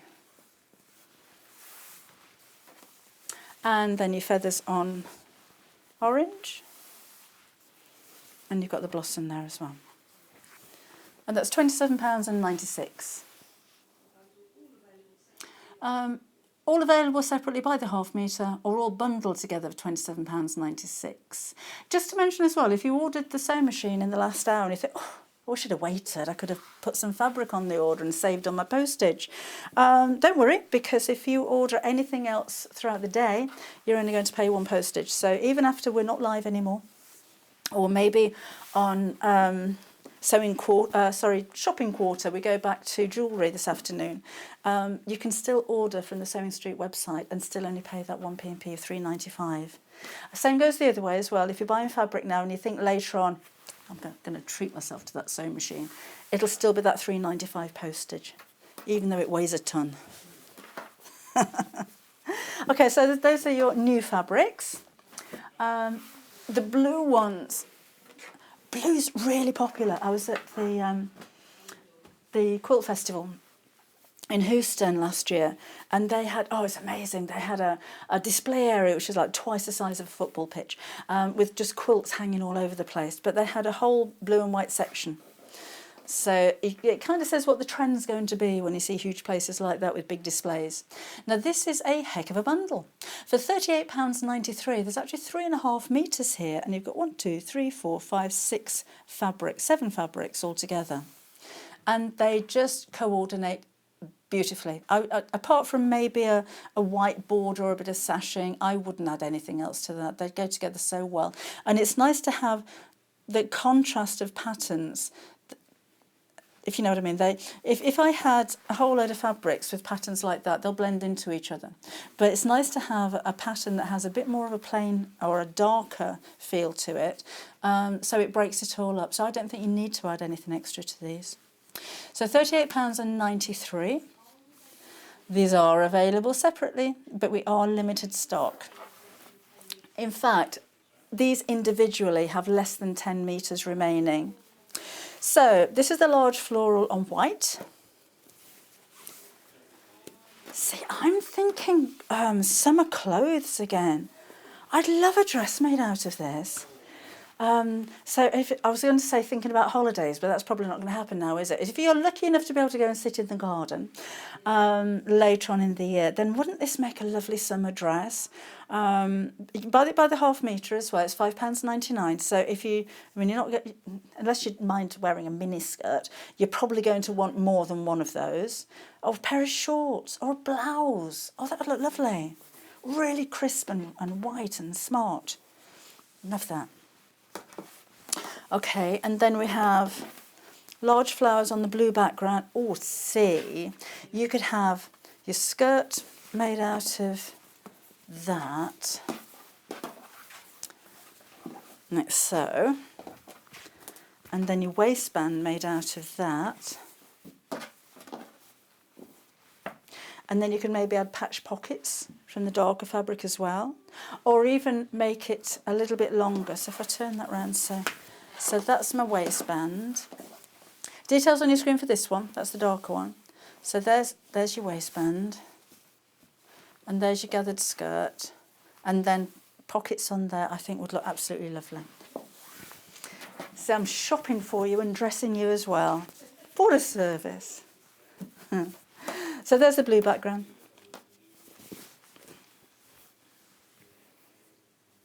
It's a nice colour blue as well, isn't it? It's a proper, like royal, isn't it? But it looks really, really clean and really fresh. And lovely quality as well. This is all 100% cotton. I'm sure you're not going to be disappointed when you get those home. So RLYV96 is your item code. And it's just £5.99 for half a metre. And then we have the reed design here,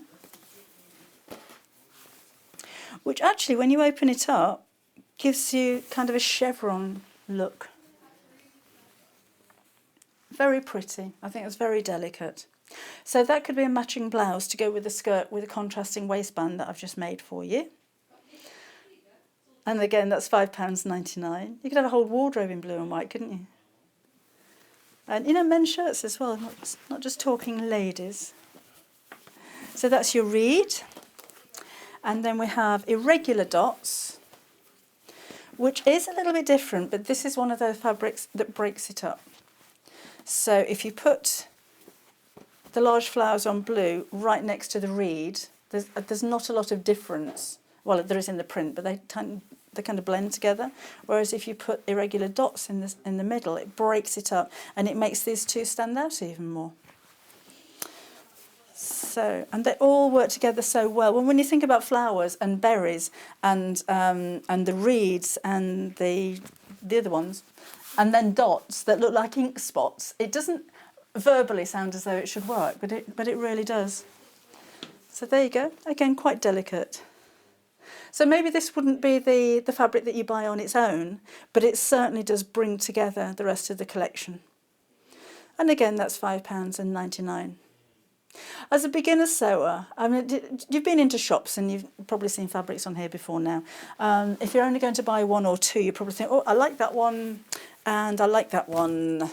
But it's important to have these kind of fabrics as well, just to break that up, just so that it makes the most of the fabric that you've already got when you've got something that contrasts like this, I think.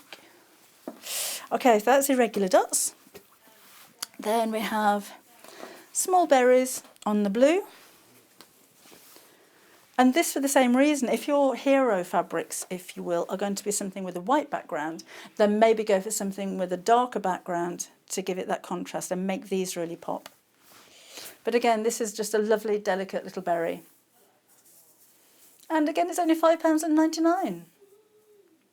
Remember, if you order more than one, it does come in one length as well. So if you're thinking about dressmaking or lightweight curtains, in fact, you can make lightweight fabric into heavy curtains by putting black outlining on the back of them. But coming up for, I say coming up for spring and summertime, just because it's so nice and sunny outside. But these for homewares, I just think would really be bright and fresh, whatever room it is you're going to put them in. This is berry floral. This is a lovely one as well. It's almost quite corally, isn't it? So you've got really delicate little vines and the leaves and the flowers on there, all on a bright white background. It's quite, I don't know, it's quite Christmassy somehow, this one. I don't know why. It's quite twiggy and berry. Or coral. A very versatile fabric. And then finally in this section,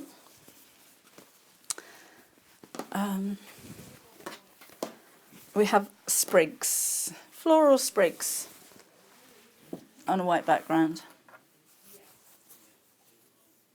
And again, all 100% cotton, all really lovely quality. The kind of quality that you're going to be able to make a gorgeous quilt with if that's what you do, but you can dressmake as well. Normally dressmaking fabric's a little bit of a tighter weave, but I'd be very happy to make a tire out of this. It drapes really well. It's got a lovely handle to it, which is the feeling of the fabric. It's going to be really nice to work with. But sometimes you can get fabrics home and they're a little bit stiff and you think, okay, I'll make a cushion cover, I'm not going to wear that. This really has a lovely feeling to it and it's got a really nice drape as well. So no matter what kind of sewing you're into, whether it is dressmaking, homewares, quilting, bag making, crafting, you've got such a lovely fabric to work with. It's going to lend itself to any of those projects. So that's £5.99. Remember, we do have the bundle. Have a look on the website because you're going to save £3 if you wanted to go for all 7 of those together. So that's worth doing, isn't it? Okay, we've got some Michael Miller fabric for you. This is Lanterns on Pink. Right, we did have oh, this is nice. We did have a Lanterns on Blue, but that's gone. So we do have the Lanterns on Pink. So if you want the lantern fabric, this is the only way you're going to get it. And at £5.99 for Michael Miller fabric, do a little bit of research on that one. I think you've got a great deal. It won't be coming back, by the way, so when this does sell out, I'm saying when, not if, we're not going to be able to get it back again. Gorgeous colours on here. There's quite a few as well when you consider all of that shading. And the depth in the leaves, and it's just so pretty. And it's only £5.99, which is crazy. So again, you've got half a metre, 44 inches wide, but it's pretty, isn't it? It's a lovely, soft, salmony kind of colour. It's not a baby pink. It's a really lovely warm pink. And then you've got all of the detail, again, in the print of the lanterns. We do have a coordinating fabric for you as well, which is this one. Again, 1/2 metre of this one. So this is Wind Blossom. Again, it's Michael Miller. So your colours are perfect together. But we're selling this on its own. It's only £5.99. It's so soft, honestly. You can so feel a quality fabric. And this is it. Really gorgeous. Lovely colour pinks. That's £5.99 KAY V37. However, we've got a little bit of a bundle going on if you wanted to go for the two together. You get 1/2 metre of each of those for just £11.98. See, that did make a nice skirt, wouldn't it? Summertime. I'm in the mood for summer clothing. I know, yesterday was so cold, wasn't it? But the sun's out and the sky's blue. And I'm just thinking, right, summertime. Sick of everything being grey and dull and miserable. And it's nice to have uplifting, fresh colours to cheer us up a little bit in these very odd times. So £11.98 is for both of them. KBXC46 is your item number there. So we've got a few minutes left, so I just wanted to give you a reminder, because I'm still looking for this stitch, of the 720 Pro. I've had this machine at home for the last few days, and honestly, I was terribly excited. It's such a lovely machine. Now, I did lots of demonstrations in the first hour, which went on a little bit, actually.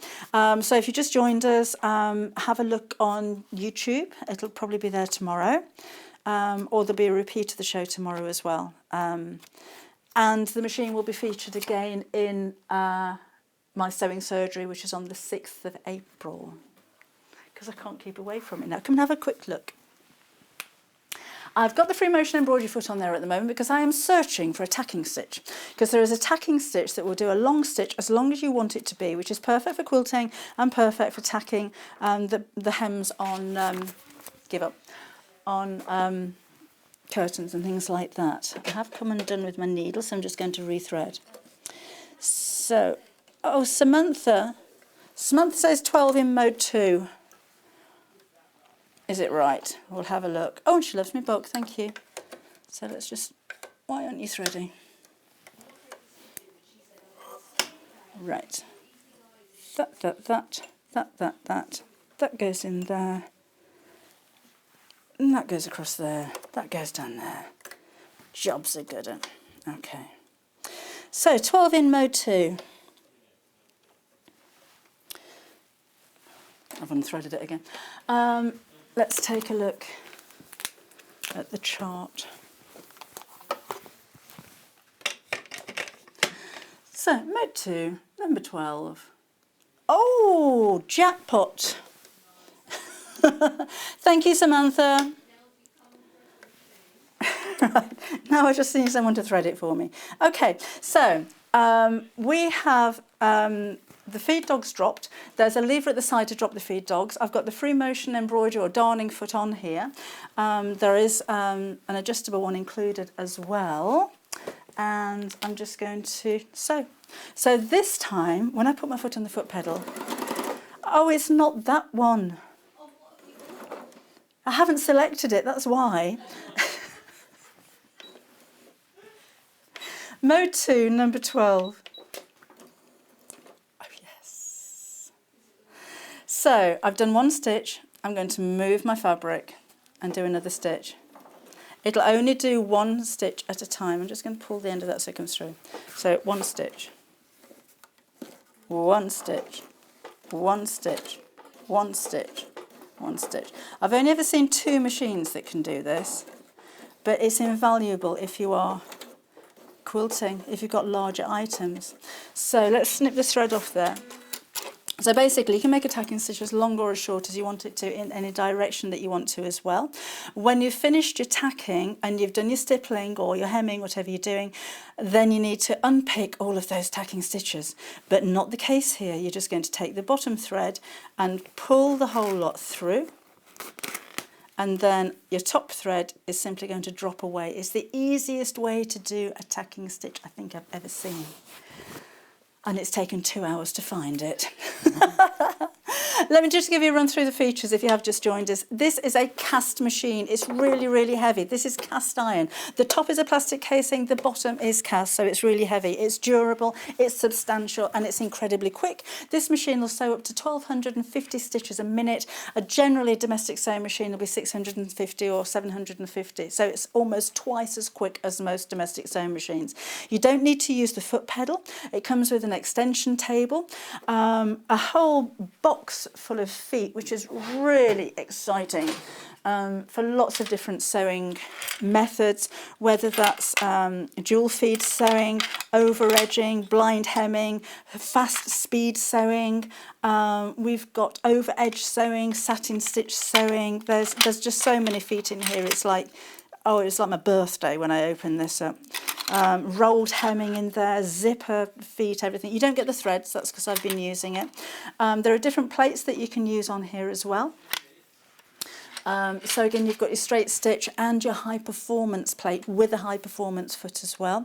There's a memory on here, so you can actually join together the stitches individually or mix those with the alphabet if you wanted to, and store up to 20 designs inside the machine, and they will stay stored even when the machine has been switched off and then back on again. The stitches that I love on here, let me just see where I've put them. Oh, these ones. I like the sewing related ones. So I've got little mannequins. We've got scissors and shoes and threads and bobbins, and they're quite large stitches as well when you look at it. The handmade and the stitch are actually one stitch, so I haven't written that. That's the stitch as it sews out. The stitch is the same, but that one's joined together. But if you wanted to use those individually, then you can do, and you can use the snowflakes and the stars individually. Look at this one. We've got a washing line with little pegs on it. That is so sweet. You've got hours and hours worth of fun with this. Stitch them all out, because they all look very different than they do in the book anyway when you start sewing. Right, this is going to be on the website all day long. The price is the lowest price we've ever brought this to you before. You may have seen this on Sewing Quarter for £1,700 at one point, so we know that we've got a great deal for you, and it's exclusive to us as well. Now, I've got lots more coming up this morning. Tomorrow morning we've got dressmaking live at 9 o'clock, and then we've got my Occasions Bag book at 10 o'clock, and that's with Angela Presley. So that's going to be live on Sunday morning on Mother's Day. And then, of course, these two shows, if you've just joined us right now, will be repeated tomorrow. Of course, we pop everything onto YouTube as well. So if you've missed out on anything live, then you can catch up on YouTube as well. And they're going to stay there forever, so you can watch the shows for as long as you like. I'm going to see you again next Thursday and Friday. We've got some more bag making shows. So meanwhile, stay in, stay safe, be thinking of you. I'll see you next week.